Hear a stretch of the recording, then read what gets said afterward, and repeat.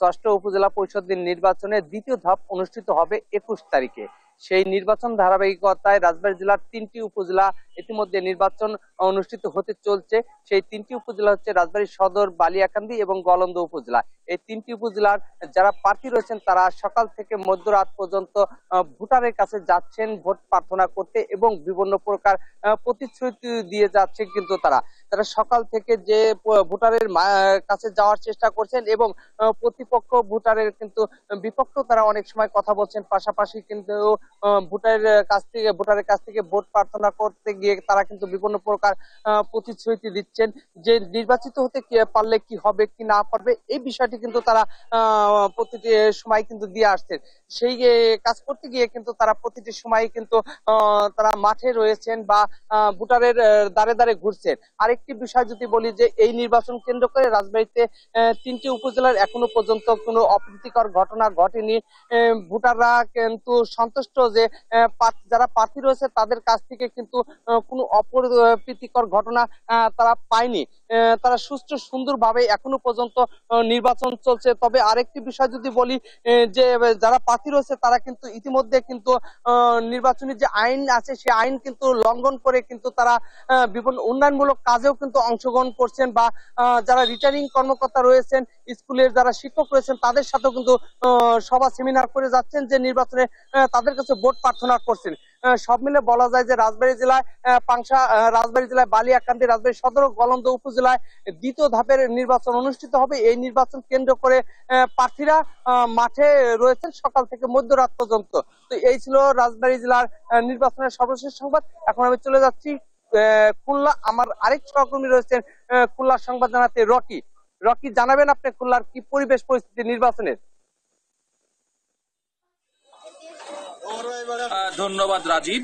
আমি এই মুহূর্তে আছি খুলনা জেলার ফুলতলা উপজেলার জামিরা ইউনিয়ন, যেটা আসলে কিন্তু খুলনা সদর থেকে প্রায় 40 কিলোমিটার ভিতরের একটি ইউনিয়ন এবং একটি প্রত্যন্ত অঞ্চলের একটি ইউনিয়ন। এই ইউনিয়নটা আসলে আমরা সকাল থেকে এখানে নির্বাচনের যে আবহাওয়া সেটা দেখে বোঝার চেষ্টা করেছি। আমরা একাধিক ভোটারদের সাথে কথা বলেছি, একাধিক প্রার্থীর সাথে কথা বলেছি। তারা যেটি আমাদেরকে জানিয়েছে যে একটি সুষ্ঠু ভোট সবার প্রত্যাশা, প্রার্থী এবং ভোটার তারা একটি সুষ্ঠু ভোট চায়, দলমত নির্বিশেষে ভোটার উপস্থিতি যেন ভালো থাকে, এই বিষয়ে কিন্তু তারা আসলে কাজ করে চলছে। আমি একটু আপনাকে বলে রাখি যে খুলনার যে ফুলতলা যে উপজেলাটি আছে এই উপজেলায় কিন্তু চেয়ারম্যান পদে 3 জন প্রার্থী প্রতিদ্বন্দ্বিতা করছে এবং এর মধ্যে একজন মাত্র মহিলা আছে, তার নাম হচ্ছে বিলকিস আক্তার ধারা।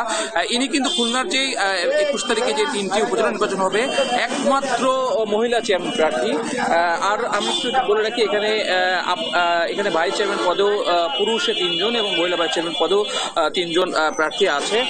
প্রার্থীদের সাথে কথা বলে যেটা জেনেছি যে তারা নির্বিঘ্নে ভোটের প্রচার প্রচারণা করছে, কোনো ধরনের কোনো বাধা তারা সম্মুখীন হচ্ছে না।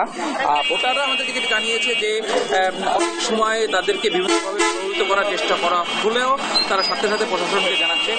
আরেকটি বিষয় কিন্তু এখানে জানতে পেরেছি যে বিএনপি নির্বাচনে না গেলেও এই উপজেলায় কিন্তু আমরা বিএনপির প্রার্থীকে পেয়েছি, তারা নির্বাচনে সক্রিয়ভাবে কাজ করছে। এই ঘটনায় কিন্তু খুলনা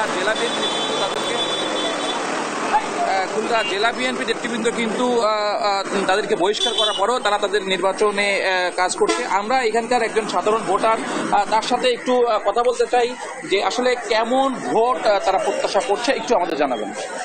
ধন্যবাদ। এখানে দীর্ঘদিন ধরে যে এটা চলে আসছে সেটি হচ্ছে যে অবাধ, সুষ্ঠু এবং নিরপেক্ষ নির্বাচন। এই দাবিতেই একদিকে যেমন একটি বড় অংশ জনগণের একটা বড় অংশ ভোট দিতে আছে বিমুখ, অন্যদিকে সুষ্ঠু ভোট হবে এমন প্রত্যাশা নিয়েই এবং এমন প্রতিশ্রুতি দিচ্ছে বারবার বিভিন্ন দলের রাজনৈতিক দলের নেতা এবং আছে সর্বোপরি গত পরশুদিনও নির্বাচন কমিশনে এসে উনিও এটাই করে গেলেন, এই প্রতিশ্রুতি দিয়ে গেলেন যে এখানে অবাধ, সুষ্ঠু এবং নিরপেক্ষ নির্বাচন হবে। এখন শুধু দর্শক আপনারা যেটা শুনলেন যে এখানকার ভোটার আমাদের জানিয়েছে যে গত পরশুদিন নির্বাচন কমিশনার কিন্তু এই উপজেলায় এসেছিল এবং তিনি প্রতিশ্রুতি দিয়ে গেছে সুষ্ঠু ভোট হবে। এখানকার ভোটারদের প্রত্যাশা যে সুষ্ঠু ভোট হবে। প্রার্থীরাও মনে করছে যে দল মত নির্বিশেষে, যেহেতু বিএনপির প্রার্থীও আছে এখানে, আওয়ামী লীগের প্রার্থীও আছে, তারা কিন্তু দল মত নির্বিশেষে একটি সুষ্ঠু ভোট আগামী 21শে মে অনুষ্ঠিত হবে বলে তারা প্রত্যাশা করছে। স্নেহা, খুলনার ফুলতলা জামিরা ইউনিয়ন থেকে এটা ছিল নির্বাচনের সর্বশেষ খবর।